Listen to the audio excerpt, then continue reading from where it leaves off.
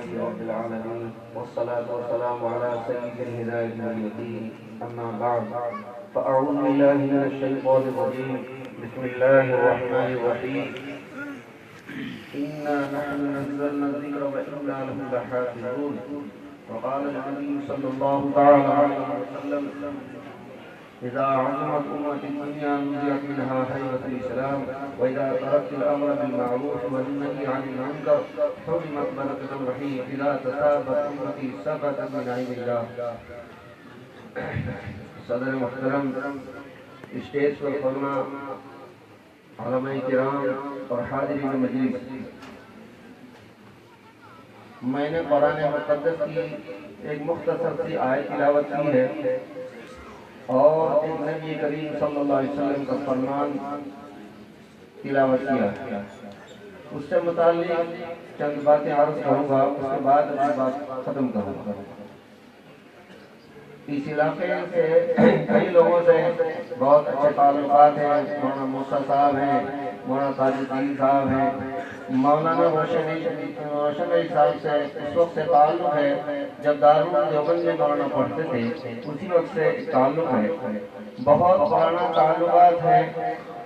ان تعلقات کو اللہ رب العزت برابر جاری رکھے. حضرات، یہ قرآن مقدس کی جو ایک آیت تلاوت کی گئی ہے، اس پر ہم سبھی کو غور کرنا ہے کہ اللہ رب العزت نے ایک ایسا دستور حیات انسان کو دیا ہے کہ جو کسی اور کے پاس نہیں ہے. نبی کریم صلی اللہ علیہ وسلم پر قرآن مقدس کو نازل کیا گیا اور اللہ رب العزت نے اس آیت مبارکہ کے اندر ارشاد فرمایا کہ ہم نے اس کو نازل کیا ہے اور ہم بھی اس کی حفاظت کریں گے. اس قرآن مقدس کو کوئی مٹا نہیں سکتا.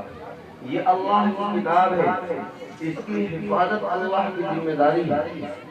خوش نصیب ہیں وہ انسان کہ جن کے بچے اس قرآن مقدس کو حفظ اور ناظرہ یاد کرتے ہیں اور اپنے سینوں کے اندر محفوظ کرتے ہیں.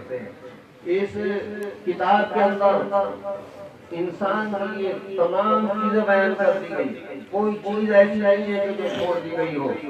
انسان اگر اس قرآن مقدس کو پڑھتا ہے اور اس کو سمجھتا ہے، پھر اس پر عمل کرتا ہے، تو پھر یہ بہترین انسان ہوگا اور اس انسان سے بھی کسی بھی مخلوق کو تکلیف نہیں پہنچے گی. اگر انسان اس قرآن